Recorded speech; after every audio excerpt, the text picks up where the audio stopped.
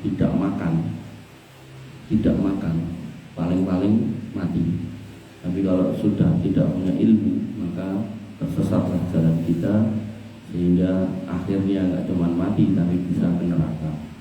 Oleh karena itu maka pentingnya seorang muslim itu berpijak di atas ilmu, sampai Nabi SAW mengingatkan taraktu fikum amroini, tak tinggalkan buat kalian dua hal, dua pusaka, dua warisan, dua perkara, lan tadillu mata masaktum bihima abadan, yang kalau kalian mau mengambilnya, mempelajarinya, maka kalian tidak akan sesat selama-lamanya, yaitu kitabullah wa sunnati, yaitu kitabullah Al-Quran dan sunnahku, yaitu hadis. Dan tapi dalam hadis yang lain mengatakan fa inna asdaqal hadisi kitabullah, perkataan yang paling benar itu Al-Quran, wa khairul huda huda Muhammadin sallallahu alaihi wasallam, dan sebaik-baik petunjuk itu adalah petunjuk Muhammad sallallahu alaihi wasallam, dan petunjuk Nabi adalah hadis.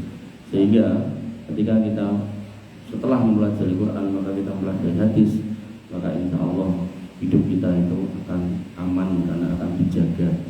Makanya nanti bedanya orang yang mencari harta dan orang mencari ilmu. Orang yang mencari harta setelah dia dapat, mati-matian dia harus menjaganya, dari mulai gawe rumah yang tinggi, tembok yang tinggi, kadang dia nyewa security, tidak perlu juga beli anjing dan seterusnya. Tapi begitu orang itu punya ilmu, maka ilmu itu yang menjaganya, yang akan mengarahkan, oh ini halal, ini haram, oh ini punyamu, ini punyanya, oh ini istrimu, ini istrinya. Dari situlah kemudian kita akan kemudian selamat. Dan yang kita pelajari di sini yaitu perpaduan kitab Sahih Bukhari dan Sahih Muslim. Jadi kitab sahih yang paling sahih setelah Al-Quran. Bapak Ibu yang dirahmati oleh Allah Subhanahu wa taala, ya sedikit-sedikit saja yang rutin maka itu lebih baik. Nabi SAW pernah mengatakan ahabbul a'mali ilallahi atwamuha wa in qalla.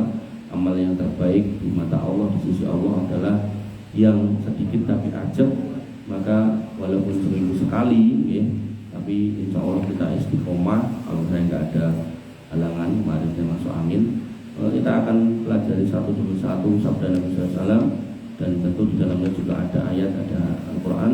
Harapannya bisa menghadirkan ketenangan jiwa buat kita semua. Bapak-ibu yang dimati oleh Allah Subhanahu wa taala, masuk ke hadis yang kelima, tanpa dirasa udah hadis yang kelima, tentang makna iman dan karakteristiknya. Hadis Abi Hurairah, yaitu hadis dari Abi Hurairah, qala, beliau berkata, kana Nabi sallallahu alaihi wasallam barizan yauman linnas. Pada suatu hari Nabi berkumpul bersama dengan para sahabat. Ini tenikilah. Fa'atahu rajulun, ini enggak usah aja Mas, aku poso. Ini aja tak kumpulin. Fa'atahu rajulun, kemudian datanglah seorang laki-laki datang. Faqala, tiba-tiba kemudian mengatakan, mal iman kuwi apa? Muhammad, iman itu apa? Dan ini menjadi pegangan kita untuk nyandai iman itu apa. Qala, kemudian Rasulullah SAW bersabda, al-imanu an tu'mina billah wa malaikati wa biliqa'ih wa rasuli. Iman itu kamu percaya pada Allah Subhanahu wa taala, pada malaikat-malaikatnya, dan pada perjumpaan dengan Allah Subhanahu wa taala dan rasul-rasulnya. Nah, ini rukun iman. Bahwasanya seorang muslim harus percaya adanya Allah Subhanahu wa taala. Nanti orang ateis gagal dan menipu. Dan seorang muslim harus kemudian selain itu juga harus menyatakan kalau Tuhannya ya hanya Allah, yang disembah ya hanya Allah. Nanti orang musyrik gagal di situ. Dan kemudian harus beriman dengan adanya malaikat. Nah, nanti orang-orang tertentu enggak percaya malaikat, itu juga gagal di situ. Wabiliqa'ih, dan harus beriman dengan perjumpaan dengan Allah Subhanahu wa taala. Artinya kita nanti akan berjumpa dengan Allah ketika kita masuk surga. Nah, ini orang-orang Hindu, Buddha gagal di situ. Kenapa? Karena mereka menginginkan ketemu Allah itu di dunia, ketemu Tuhan itu di dunia. Makanya dibentukkan binatang, dibentukkan patung dan seterusnya. Mereka gagal di situ. Nah, oleh karena itu maka Bapak Ibu yang dirahmati oleh Allah Subhanahu wa taala, Seorang muslim ketika menghayati ini semua, nanti kalau kita kupas satu persatu seiring berjalannya pelajaran gitu kan, maka kita juga harus mengimani rasul-rasul. Nah, rasul itu ada, kalau di dalam hadis itu Nabi itu ada 124.000, Rasul itu ada 313. Tapi ada tapinya. Kita yang wajib kenal ya cuma 25. Dan di antara 25 kita nggak harus mengikuti syariatnya semua. Yang harus kita ikuti cuma syariat Nabi Muhammad. Adapun rasul-rasul yang lain kita cukup tahu bahkan ada nama si ini si itu membawa kitab ini kitab itu, sudah ya. Kemudian untuk bil ba'si, dan kemudian kita beriman pada hari pembalasan, bahwasanya dunia itu nanti akan berakhir dan pembalasan ini panjang dan tebal. Nah, mudah-mudahan kapan-kapan bisa diulas, tapi saya ulas di masjid di Tipes itu tentang hari kiamat itu satu persatu. Maka bertahun-tahun itu pembahasannya, dan memang itulah Islam. Dengan mau membahas dari sebelah mana itu penjelasannya komplit gitu. Nah, rangkaian iman kepada Allah, kepada malaikat, kepada perjumpaan dengan Allah dan rasul-rasulnya, dan beriman pada hari kiamat, itulah rukun iman. Nanti dalam hadis yang lain disebutkan wabil qadari khairihi wa syarihi, dan percaya, beriman pada takdir yang baik maupun yang buruk. Kemudian orang itu bertanya lagi, mal Islam, Islam itu apa? Nah, Islam ini apa menjadi pertanda seseorang itu disebut muslim? Nah, yang pertama, al-Islamu anta'budallah wa la tusyriku bihi syai'a. Nek kamu ngaku Islam, ya kamu beribadah hanya kepada Allah, jangan berbuat kesyirikan. Wong Islam kok kemudian buat sajen, itu dipertanyakan keislamannya. Wong Islam kok kemudian percaya karo keramate kebu, itu dipertanyakan keislamannya. Karena inti dari Islam itu adalah tunduk, patuh, menyembah, mengagungkan semua yang diagungkan, yang ditunduki dan disembah itu hanya Allah Subhanahu wa taala. Wong Islam kok boleh pesugihan, wong Islam kok nang dukun. Nah, itu dipertanyakan semua. Makanya inti dari Islam yang pertama yaitu hanya beribadah kepada Allah dan tidak berbuat kesyirikan. Maka semua yang dikatakan ini syirik itu berarti bertentangan dengan keislaman. Nah, jangan dengan marah ketika nek sing ngeleki, "Mbah, perapatan ndak disajeni." Nek disajeni mengko kena kecelakaan le gitu. Dan kadang orang-orang yang berbuat itu tuh kadang nggak masuk akal. Maksudnya kan, ada sebuah jalan, saya pernah lihat ya. Jalan itu berlubang gede, jeglong gitu kan. Dan kalau ada orang yang nabrak jalan jeglong itu, sok-sok ya tipu. Nah, kalau kita pakai ilmu teknik, jalan jeglong ben ora mare tipu, dia pakai mas. Luruk. Tapi nek nganggo ilmu tadi itu, ilmu kesyirikan tadi, golek ke kembang, diucalke ning kono dan enggak diuruk gitu loh. Nah, maka pertanyaannya apakah kemudian nek dikai kembang terus enek sing nabrak situ apa ya terus gak tiba, ya tetap tiba gitu loh. Makanya sebenarnya semua bentuk keanehan, kecelakaan dan segala macam itu kalau kita mau jujur, itu kita bisa memperbaiki dengan keilmuan yang sudah ada. Contoh misal perapatan kok enek tabrakan. Itu kalau kita mau memikirkan jadi bisa solusinya, mungkin tembok yang di pojokan itu terlalu dhuwur. Nah, dindekke atau nek ra gelem ngendekke yo dikei tralis sehingga yang dari sana sampai sini kelihatan. Atau nek itu juga nggak mau gitu kan, dikasih spion yang gede itu. Atau nek perlu kayak bangjo sisan gitu kan. Nah, nanti jalan tengah sini ini nak perapatan kayak bangjo sisan, memang kecelakaan di sini. Nah, maka kalau kita mau jujur dengan segala macam ilmu teknik itu bisa dijelaskan. Contoh meneh, orang mau bangun rumah, ngapain harus disajeni ning tengah, ning pojokan, ning pengeret gitu kan. Kalau dia mau jujur, angger genah semen itu ane bener, botone bener, pasirnya bener ya toh. Orang mungkin omahe rubuh. Tapi yang namanya setan gitu kan. Ono iki kayak ono kuwi, orang omahmu ambruk gitu. Nah, dari semene hitungannya gimana? Nek semene kudune 10 sak dikek sak ya ambruk lah gitu kan. Nek kudune besi cakar ayamnya gede dikek cilik ya jelas meleok lah gitu. Maka kita enggak kemudian jangan nyandai sesuatu yang sebenarnya itu bisa dilogika dengan sesuatu yang enggak nalar. Dan di situ setan itu masuk. Makanya orang-orang yang melakukan kesyirikan itu sampai Allah mengatakan waman adlamu mimma yad'u min dunillah, siapa orang yang paling sesat melebihi orang yang meminta kepada selain Allah. Jadi orang yang kemudian takut kepada selain Allah sampai seperti itu, dengan cara-cara seperti itu, wah itu luar biasa jahil gitu.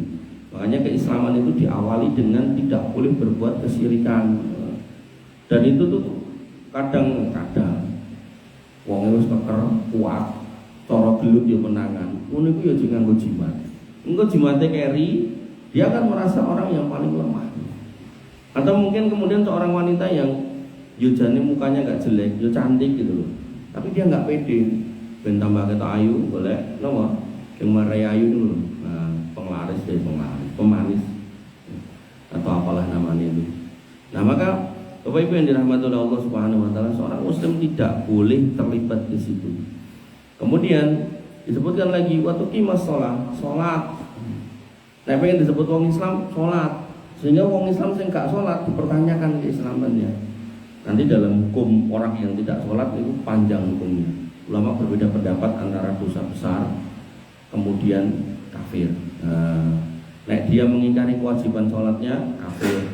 Nek dia malas dosa besar. Tapi nek malas sak jege urip ora tau sholat, ya balik kafir juga, gitu kan. Makanya bahaya, gitu kan. Kemudian yang ketiga, watu'at dia zakah al-mafruḍah, bayar zakat. Orang Islam gak gelem bayar zakat itu juga dipertanyakan keislamannya. Zakat yang wajib itu apa? Zakat fitrah satu. Zakat fitrah nek jenengan bener-bener gak mampu gak apa-apa. Wong bahasane mafruḍah, wajib buat siapa? Yang mampu. Yang mampu itu gimana? Ketika koteknya besok Idul Fitri, dengan hari ini ada beras atau duit yang bisa diberaskan, terus bisa dikeluarkan buat bayar zakat, terus enek sisane dinggo mangan keluarga, maka itu jenengan wajib bayar zakat fitrah. Tapi nek misal, ini misal ya, belas jenengan randuwe beras siji upo nopo menir satu aja jenengan nggak punya, duit serupiah wae randuwe, malam itu pun jenengan kelaparan gitu kan, maka dalam kondisi seperti itu jenengan nggak wajib bayar zakat fitrah. Berikut juga zakat mal. Zakat mal itu wajib buat yang memang mencapai haul dan nisab. Nisab itu batas minimal, kemudian haul itu 1 tahun. Karena jangan misalnya jadi 12 ya malah keluar zakat mal itu. Ini menjadi dalil bahwasanya zakat itu sebenarnya buat wong mampu gitu. Lah nek wis mampu gak gelem bayar zakat, Islami dipertanyakan. Ngoten. Sematan ugi orang naik haji, jenengan emang gak mampu, ya gak wajib naik haji. Wong mampu tetap ngantri, ya toh. Artinya wis mampu wis ngantri kok ora tekan umure, ya ndak apa-apa. Insya Allah terhitung sudah naik haji. Tapi nek mampu tur gak gelem daftar, alasannya apa ya tekan umurku, nah itu keliru gitu. Artinya ketika jenengan saat niki sepuh dan ada duit, daftar aja. Soal nanti tekan atau enggak itu urusan Allah. Yang penting kita sebagai orang beriman sudah mengaplikasikan iman kita dengan daftar. Ngoten. Ampun ditunda. Duit disimpan-simpan tanggo daftar, mending gue daftar dapat porsi gitu. Maka Bapak Ibu yang dirahmati oleh Allah Subhanahu Wa Taala, wa tasuma Ramadan, wong Islam Mekah poso itu juga dipertanyakan. Dan menariknya Nabi sebutkan sholat dulu baru puasa. Makanya nanti ulama memberikan rumusan wong Islam sing gelem poso gak gelem sholat, poso gak ketompo. Karena urutannya itu sholat dulu baru puasa. Ya berarti nek lu gandeng orang sholat, poso kurang ketompo, mending rasa poso sisan. Ini gue yuk keliru. Jadi jangan pakai logika pikir yang salah gitu loh.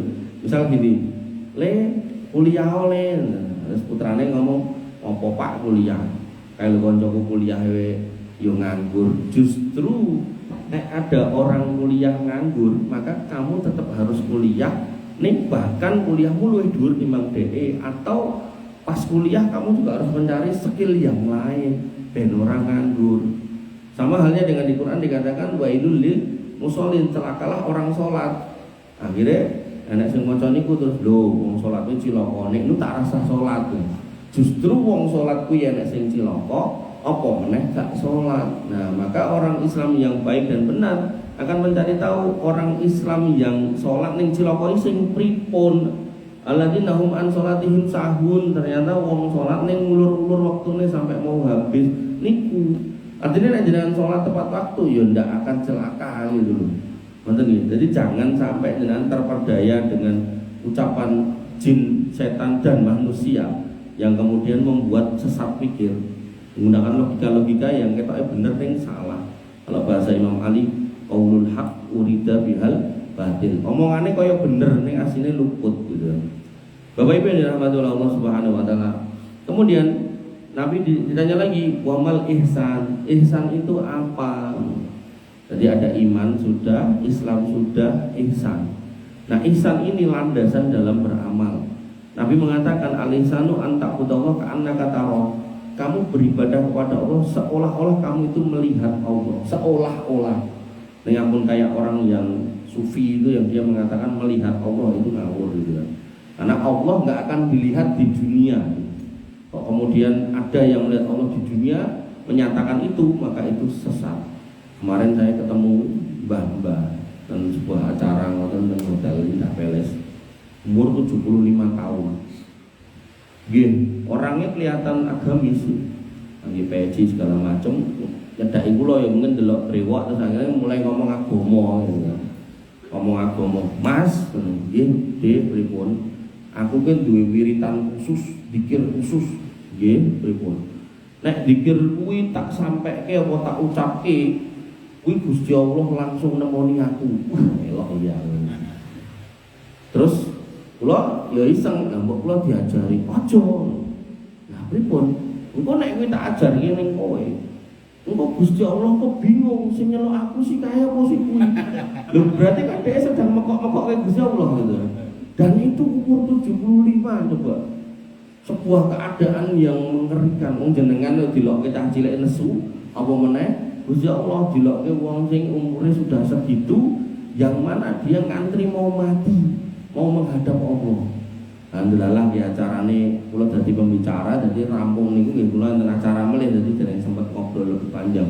Poinnya yang mau saya sampaikan Bapak Ibu yang dirahmati oleh Allah, menuntut ilmu itu wajib, hatta jenengan sudah sepuh sekalipun menuntut ilmu, tujuannya jangan sampai nanti kita ketemu Allah itu membawa omongan-omongan yang ngoten niku lho. Makanya ketika ngomongkan tentang bab keimanan, niku nanti ada bab keimanan pada nama dan sifat-sifat Allah. Sampai Allah mengatakan walillahil asmaul husna. Allah itu punya nama-nama yang baik. Fad'uhu biha, kalau mau minta pakai nama asmaul husna itu gitu kan. Dan jangan mengikuti orang-orang yang sesat dalam menyebut nama Allah. Salah satunya sing ngoten niku. Makanya nanti enten Sinten Rozi Hasim DEC 6 tapi nyaluk disebut Buya. Buya ya artinya Mbah Yai gitu. Buya Rozi Hasim dia ngomong Muhammad itu adalah asmaul husna, asma Allah, sehingga jenengan nek njaluk bisa ya Muhammad ngono ki ngomongnya. Nah itu jelas dusta. Karena Nabi sendiri gak pernah mengucapkan itu, para sahabat juga gak pernah mengucapkan itu, para tabiin juga gak pernah mengucapkan itu, para ulama juga gak pernah nyontoh itu. Enak ya ngomong sitok kuwi tok ning Indonesia. Lalah yo payu gitu kan. Untungnya mboten ngisi pengajian ten mriki. Nah, kalian mesake kula nek jamaah pun sepuh, melu wong kaya ngono kuwi. Lalah ya rupane rada ganteng, terus gelare ya dokter. Jadi mungkin buat orang awam wah, wis ganteng, pinter. Omongannya ra tau tak rungokke ning ngendi-ngendi enek-enek ngene. Ayo ndek sing memulai kesesatan itu. Makanya Bapak Ibu yang dirahmati oleh Allah Subhanahu wa taala, janit kok dilek Gusti Allah. Dek dikecil lho. Pedile niku dolanan anake kebledosan pedile mati gitu. Sebenarnya udah dilek Gusti Allah, tapi ya namanya manusia. Kadang dilek bola bali ya ora kelingan dalan bali. Oleh karena itu maka di sini Allah menyebutkan entak budawul ka'annaka taro. Kamu beribadah seolah-olah kamu melihat Allah. Iki maksudnya jenengan ini ibadah ikhlas mawon gitu loh, mboten usah kemudian pikir nopo-nopo. Fa illam takun tarahu fa innahu yaraka. Nek memang kamu enggak bisa lihat, dan faktanya memang kita di dunia enggak bisa lihat, maka yakinlah nek Allah itu melihat. Makanya ihsan ini nanti menjadi landasan sikap seorang anak kepada orang tuanya. Nah, Allah mengatakan wa qadara rabbuka alla ta'budu illa iyyahu wa bil walidaini ihsana. Dan Allah putuskan kalau kamu hanya harus menyembah Allah saja dan kepada orang tua berbuatlah yang ihsan. Sehingga ihsan niku jenengan nek mau berbuat baik sama orang tua ndak boleh bertransaksi, Mbok tak openi dengan nek tuwa ning prabone tak pek ndak boleh. Itu ihsan. Makanya Allah juga meminta ihsan pada kita ketika kita beribadah. Ndak boleh dengan kemudian sholat subuh dan rezekiku lancar. Itu usah sholat subuh wae, rezeki lancar insya Allah mesti lancar. Makanya ketika kemudian jenengan menyembah Allah yang maha kaya, nggak mungkin Allah membiarkan jenengan kelaparan. Kalaupun tenan rezeki jenengan entek, ya berarti memang nyawa jenengan harus habis di hari itu. Ngoten. Makanya nanti dalam sebuah hadis tentang rezeki, Allah tuh akan terus memberi rezeki seorang hamba terus-terusan sampai kemudian benar-benar habis, dan ketika itu habis berarti itu hari di mana dia harus selesai hidupnya di dunia. Dan rezeki ini nek kita mau melogika niku kayak jenengan iki dikai wit pelem ning arep omah, komplit sak woh-wohe. Pilihane tinggal jenengan nek iso menek-menek nek ra iso menek nyenggrek nek ra iso ngongkon wong, misal lemu koyo kula kan menek ra iso gitu kan. Ngongkon wong kan menekke gitu. Makanya mbah-mbah dulu mengatakan banyak anak banyak rezeki. Dua anak siji dikai wit pelem siji, dua anak loro telu papat 5 6 gitu. Makanya zaman dulu niku ada anaknya 10 yang saya tahu itu ndak ada yang mati kelaparan. Nek kemudian mangane saenenge iya, tapi ndak ada yang mati kelaparan. Nek kemudian jadi wong kabeh gitu kan beneran sampeyan dadi munyuk to, dadi wong kabeh gitu loh. Nah, kemudian sakniki ya do wedi duwe anake siji loro. Begitu sijine celakaan, sijine mati. Napa dipateni kancane entek gitu kan. Makanya Bapak Ibu yang dirahmati oleh Allah Subhanahu wa taala, logika-logika yang sekarang dibangun itu sebenarnya logika-logika orang kafir. Sehingga kita harusnya kemudian kembali kepada agama. Disebutkan lagi di sini setelah ngomong ke ihsan, kemudian dia ditanya, "Mata sa'ah, kiamat kapan wahai Muhammad?" Qala, Nabi mengatakan, "Mal mas'ulu anha bi alami minas sa'il." Sing takok ora luwih paham timbang sing ditakoki. Nah, kemudian wa sa'ubiruka an asratiha, ning ciri-cirine tak dudoi. Idza waladatil amatu rabbaha, mengko enek mbok yang kemudian diperbudak oleh anaknya. Enten mboten? Enten. Mbok gandeng jenengan melu kula jolali peloma susah jolali umbah gendeng gitu kan. Kabeh dikongkon gitu kan. Padahal yang namanya mbok itu kalau melu anak itu sebenarnya rezekine anak. Harusnya dimuliakan, jangan kemudian dadekke babu. Nabi bisa ngeleki seorang anak yang memperbudak orang tuanya. Pun jenengan garek golek ini ngendi. Jangan sampai niku teng omah jenengan. Kemudian wa ida tatawala ro'atul ibil al buhmu fil bunyan. Terus kamu lihat orang-orang yang dulu pengembala, nah di sini unta, tapi nek kita pengembala kambing.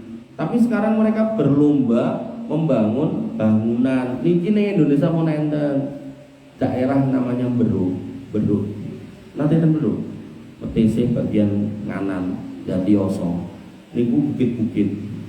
Nah, di bukit-bukit itu dulu omahnya satu lantai. Seiring berjalannya waktu, kan omah paling telecek niku udan terus akhirnya begitu longsor. Nah, ning mereka duit, akhirnya mereka tuku lemah ning gone tempat yang ada tanah kosongnya, dibangun makin padat. Terus mereka itu punya profesi ternak sapi, ngarit. Karena kan perengan ditanduri pari ra iso, pari kan kudu datar biar airnya tertahan loh. Nah, nandur suket dipakake sapi, duwe celengan sapi. Akhirnya arep tuku lemah sak kiwa tengene pun kebak. Biasanya terus pun nek arep tuku tengene kebak biasanya terus ya pakai omahe. Didhuwurke kan kaya ning Solo to, arep tuku sebelah kebak kabeh akhirnya didhuwurke kan ngoten. Nah, ten Beruk niku rata-rata omah niku 2 lantai. Terus ngisore biasane kandang sapi. Persis niku. Jadi di gunung yang kemudian sekarang rumahnya udah tinggi-tinggi. Mereka berlomba bahkan ada yang 3 lantai. Dan dengan tinggal ini gunung-gunung yang biar mungkin omahe iki mung cilik-cilik iki villa-villa, hotel-hotel gitu kan. Bahkan ini Tangmangu atau hotel kayak Nafa membangun terus kan. Nah, maka monggo jenengan cek dulu. Jadi apa yang dikatakan Nabi ribuan tahun yang lalu saat ini kedadian. Rasa tekan Arab ten Indonesia, wabil khusus dan Jawa Tengah, wabil khusus Solo sekitarnya sudah terjadi.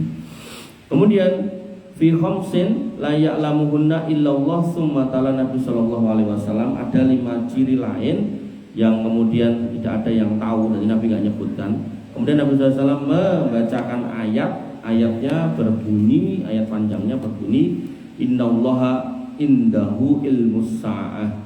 Quran surat Luqman ayat 34, sesungguhnya hanya milik Allah atau pengetahuan tentang kiamat itu hanya ada pada sisi Allah.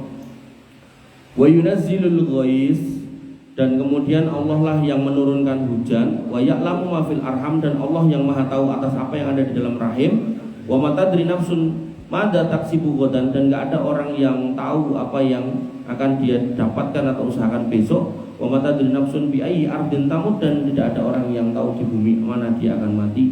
Innallaha alimun khabir, sesungguhnya Allah maha mengetahui lagi maha mengenal. Dan kemudian disebutkan summa adbaro, orang itu pergi. Faqala, kata Nabi SAW, rudduhu, oyak. Jadi tekok bar dijawab pinggat lungo. Terus Nabi mengatakan oyak.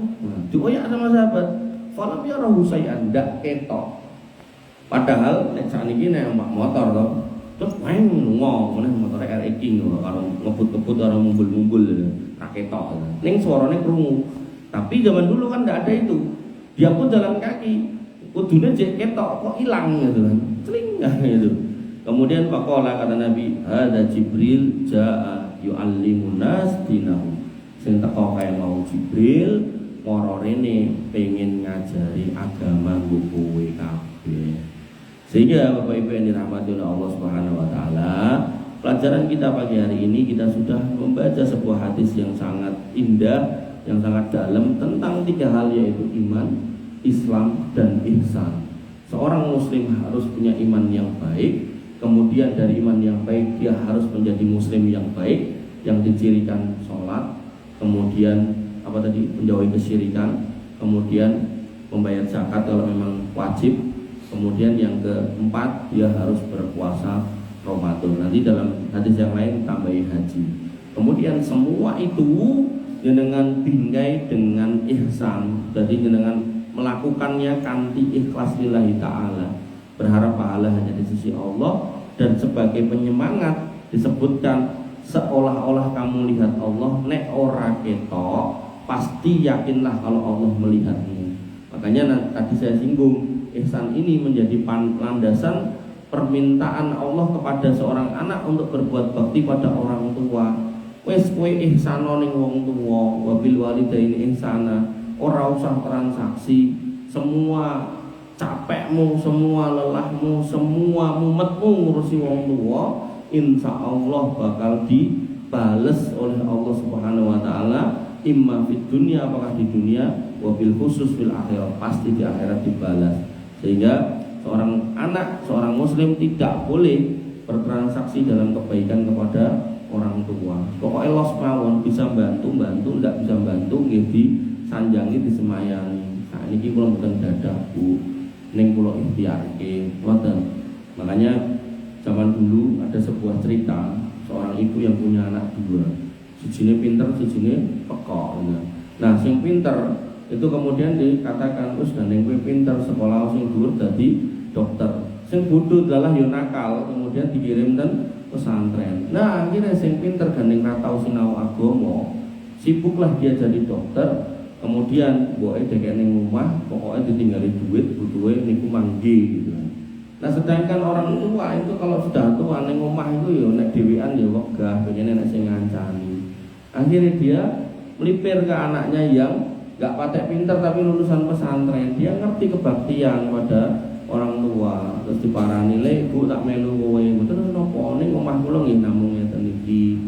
Kula kerja nggih namung ngeten iki. Ora apa-apa le, tiba aku melu sing kono, omahe gedhe ning aku dhewean malah kaya wong tunggu omah. Aku mending melu kowe omahe sakae ra apa-apa. Maka pada akhirnya Bapak Ibu yang dirahmati oleh Allah Subhanahu wa taala, kalau kita ngomongkan urusan orang tua ini bukan soal harta yang pada akhirnya diperlukan oleh orang yang sudah tua, tapi lebih kepada bagaimana perhatian anak kepada dirinya Dan dalam memberikan perhatian juga nggak harus selalu dibentukkan dengan harta. Macam-macam bisa kita berikan, macam-macam bisa kita lakukan. Yang jelas Allah menyebutkan tentang ihsan tadi. Jadi kalau sama orang tua tidak boleh